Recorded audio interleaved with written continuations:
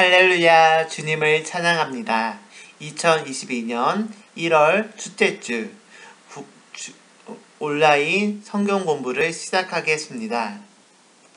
오늘 하나님께 같이 부르실 찬양은 찬송가 361장 기도하는 이 시간입니다.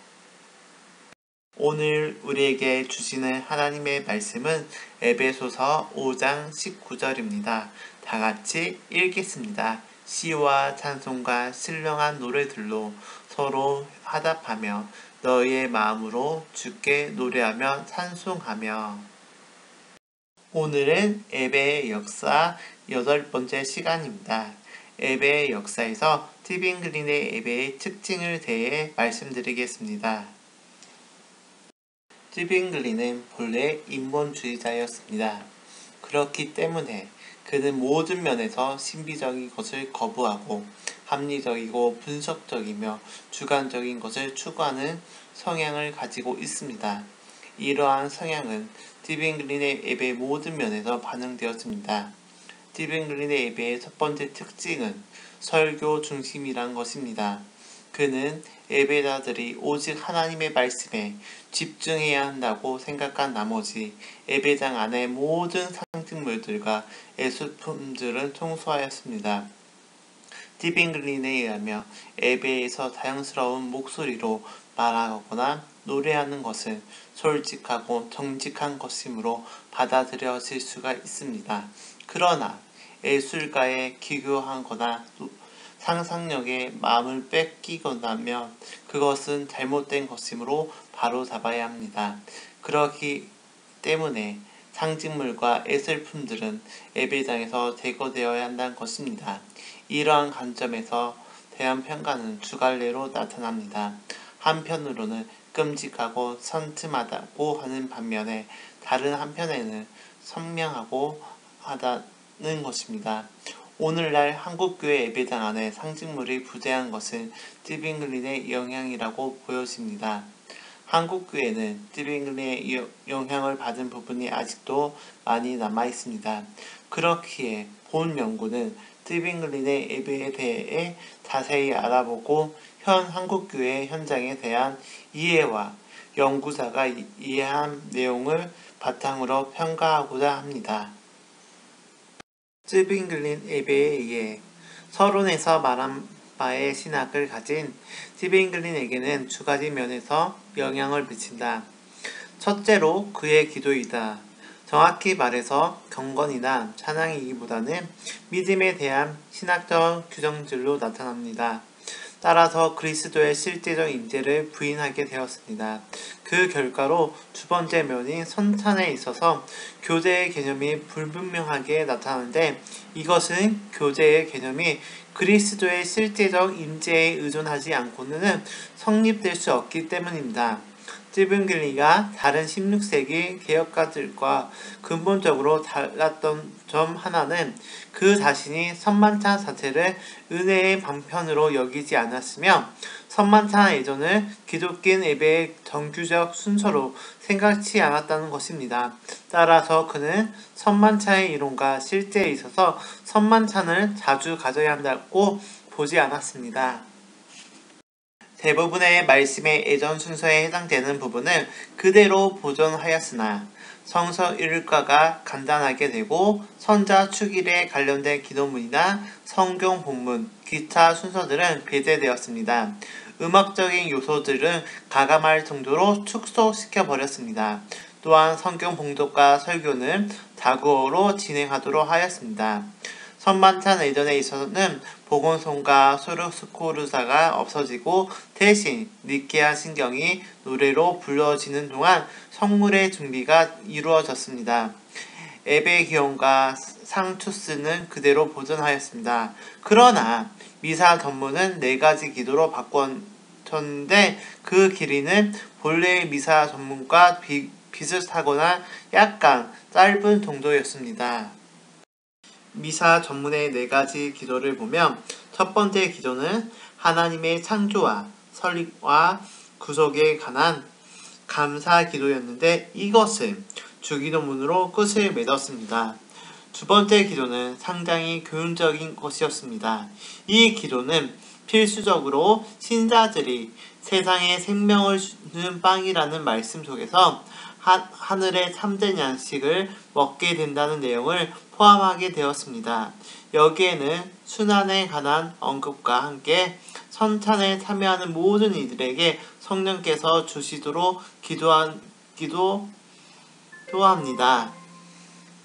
세 번째 기도에는 아나네스가 포함되기도 합니다.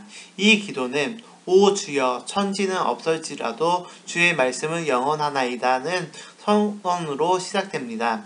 이어서 십자가상에서 희생제물이 되심으로 우리를 하나님과 화목하게 하신 주님께 대한 신앙 고백을 하고 다음으로 주님의 성찬 의식을 통해 떡과 잔을 받게 되므로 주님 자신이 우리 영혼이 양식이 되어 주심과 그분의 자비로우신 행적을 기억하도록 기도합니다. 그리고 우리 믿음이 주님의 살을 먹고 주님의 피를 마실 수 있도록 온전히 자라게 해 주실 것과 이 세상을 능히 이겨낼 수 있는 능력을 달라고 빕니다. 끝부분에서는 설교에 관해서 언급하고 있는데 성찬에 참여하는 모든 사람들이 한 영을 받아 예수 그리스도 안에서 하나가 되게 해달라고 기도합니다. 네 번째 기도는 부가적인 것으로 세상 죄를 지고 가는 하나님의 어린 양이시여 우리를 불쌍히 여기소서로 시작하여 하나님의 용서를 찬원하게 됩니다.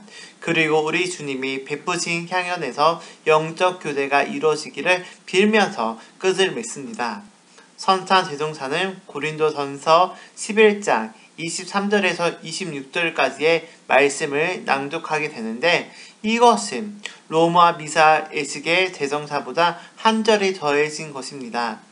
성찬 제정사 후에는 주님의 초청이 있었는데 내용은 수고하고 무거운 짐진 자들아 다 내게로 오라는 것이었습니다.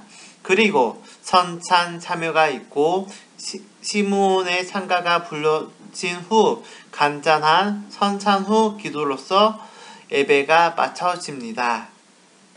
둘째, 티빙글린의 예배의 구조. 정규 일요일 예배는 선만찬 이전에 주로 성경 봉독, 설교, 그리고 긴 기도 등으로 이루어졌습니다. 예배의 전반부는 설교에 이어 새해 고백 순서로 끝맺었으며 성찬잔이나 선물은 미리 준비되도록 하였습니다. 집례자와 두 사람의 부재에 의해 성찬은 진행되었는데 이때 이들은 바실리카식 자세를 취하였습니다. 그리고 전체 예배는 자구어로 모든 회중이 알아듣도록 하였습니다. 예배는 집례자가 기원을 함으로써 시작되었는데 기원이 끝날 때는 예배를 보조하는 사람들이 회중을 대신하여 아멘으로 응답하였습니다. 다음으로 기도가 이어지는데 그 내용은 예배가 주님의 뜻에 합하여 참여하는 이들이 바르고 참된 믿음을 가지고 주님의 죽으심을 볼 수 있도록 해달라는 것이었습니다. 회중들은 이때 무릎을 꿇고 기도하였으며 기도가 끝날 때 아멘으로 응답하였습니다. 그리고 서신서를 한 사람이 읽었는데 복음서와 마찬가지로 서신서의 본문도 고정되어 있었습니다. 서신서의 내용은 성찬 제정사를 구성하는 구절인데 끝날 때 모두가 자구어로 하나님을 찬미하나이다 라고 응답하였습니다. 이어서 집례자가 영광송의 시작절을 말로 하며 성가대 맞은편에 앉아있는 남녀들이 서로 교창을 하였습니다. 그리고 수석 부제가 성찬제의 부쪽의 끝에 서서 복음서를 낭독하였습니다. 그는 먼저 회중들에게 주께서 여러분과 함께 라고 인사를 하고 회중들은 당신의 영광도 함께 라고 응답하였습니다. 그가 성경 봉독을 예고하며 회중들은 하나님을 찬미하나이다고 응답하였습니다. 그리고 성경 봉독이 끝나면 복음경에 입을 맞추고 거룩하신 말씀으로 우리의 죄를 사하여 주신 하나님께 찬양과 감사를 드리나이다고 말하며 회중은 아멘으로 응답하였습니다. 서신서와 복음서의 본문은 1846년까지는 고정되어 있었는데 그 후 복음서의 본문이 약간 줄어들게 되는 정도의 변화가 있었습니다. 복음서 봉독 후에는 사도신경이 영광송과 같은 방법으로 낭송되었습니다. 선찬의전은 집리다의 간단한 겉면으로 시작되는데 그것이 끝나면 부정한 자들의 접근을 막기 위해 선찬단에 막을 쳐서 성별하였다. 그리고 집리다가 회중들로 하여금 무릎을 꿇게 한 후 주기도문을 낭독하고 끝날 때 회중들은 아멘으로 응답했습니다. 이어서 집리다가 간단한 자비의 기도를 드리는데 그 내용은 독생자를 통해 베푸신 하나님의 자비와 인애를 기리고 그리스도를 통한 구속으로 말미암아 우리의 죄를 용서해달라고 간구하는 것입니다. 그리고 이 기도는 전통적으로 성삼위께 대한 영광송으로 끝을 맺었습니다. 회중들은 이때 아멘으로 응답하면서 일어나 자리에 앉았습니다. 그리고 집리다의 선찬 제정사와 함께 선체 부활이 있은 후 집리다가 먼저 선찬을 받고 부대들에게도 선찬을 주었습니다. 그리고 회중에 대한 배찬이 이어지는데 한 명의 부대는 떡을, 한 명의 부대는 잔을 가지고 회중들의 좌석으로 가서 전달하였습니다. 회중들은 부대에 의하여 선찬을 받거나 아니면 자신들이 직접 선반이나 선잔을 받아 떡과 잔을 들기도 했습니다. 선찬 후에는 시편 113편 주를 찬양하여라 여호와의 종들아 찬양하여라가 영광송과 같은 방식으로 불려졌습니다. 이 시편송 후에는 또 다른 영광송은 없었습니다. 선만차 예배는 감사 기도로 마쳐지는데 오 주여 당신의 은혜와 자비하심에 감사하나이다. 하나님은 영원히 살아계시고 다스리시나이다 하며 회중들은 아멘 하며 응답하였습니다. 그러면 집리다가 평안히 가십시오라고 인사함으로 폐회가 되었습니다. 주의 만찬의 활용에 의한 예배 순서는 다음과 같습니다. 이 예배의 순서는 독일어로 출판되었고 시의회가 이것을 채택하였고 성목요일부터 사용되기 시작하였습니다. 이것은 7일에서 실시된 최초의 독일어 예배 의식문이었으며 띠빙글리가 그 전에 작성한 것보다 훨씬 더 구체적인 것이었습니다. 예배 의식은 최소 한조로 간소하게 되었으며 인제는 미사가 아니라 주의 만찬이었습니다. 뿐만 아니라 주의 만찬은 선찬절, 부활절, 성령 감림절, 그리고 가을에 한 번 이렇게 4번만 거행하는 것으로 축소되었습니다. 주의 만찬은 신자들이 식탁에 둘러앉아 자기들이 받은 구원의 위대한 사실을 상기하는 단순한 친구의 식사였습니다. 서신서와 복음서는 고정되어 있었으며 수르스코르다, 예비기도, 산투스 그리고 4개의 기도문들 모두 삭제되었습니다. 남아있는 것이라고는 경건하게 주의 만찬에 참여하라는 겉면과 주의 기도, 수찬 준비 기도, 그리고 대정사뿐이었습니다. 떡과 잔은 자기 자리에 앉아있는 신자들에게 부제들이 가져다 주었으며 이는 침묵 가운데 행했었습니다. 의식은 시편 113편 1절에서 9절을 교독으로 낭독하고 감사 기도를 한 후에 해산하는 것으로 끝을 맺었습니다. 넷째, 결론. 띠빙글린과 예배자들로 하여금 예배 가운데 하나님만을 집중하도록 생각하며 예배의 구조를 만들었던 시도에 대해서는 부정할 수가 없습니다. 하지만 지금 현대교회의 모습에서 그로 인한 많은 문제점이 드러나고 있습니다.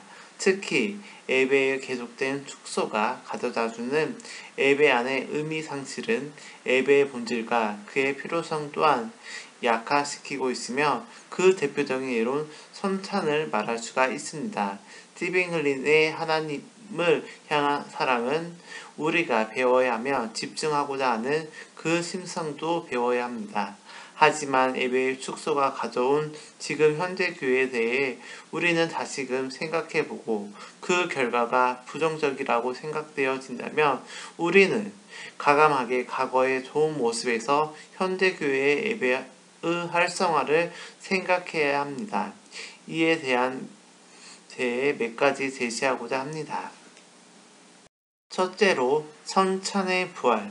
매주 성찬을 주장하는 바이지만 어렵다면 한 달에 한 번이라도 함으로써 성찬이 가지고 있는 그 의미를 상기시킬 필요가 있습니다.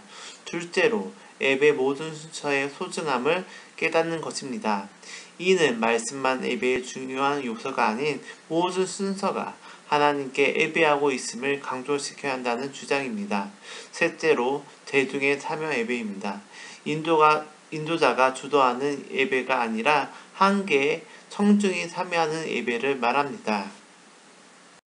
우리는 역사를 배움에 있어서 그 이유 중 하나가 잘된 역사는 배우고 잘못된 역사에 대해서는 반성하며 그 잘못된 역사가 다시 현대를 살아가는 우리에게 오지 않도록 대비하고 해결 방안을 모색하기 위함이라고 말합니다. 이와 마찬가지로 예배의 역사를 배움으로 우리는 잘된 부분과 잘못된 부분을 잘 분별하고 역사와 같이 받아들인다면 좋은 예배의 방향을 모색하고 건강한 예배와 건강한 교회가 만들어질 것이라고 확신합니다. 주께서 가르쳐 주신 기도로 스티븐 흘린의 예배의 특징에 대한 성경 공부를 마치겠습니다. 하늘에 계신 우리 아버지, 아버지의 이름을 거룩하게 하시며 아버지의 나라가 오게 하시며 아버지의 뜻이 하늘에서와 같이 땅에서도 이루어지게 하소서.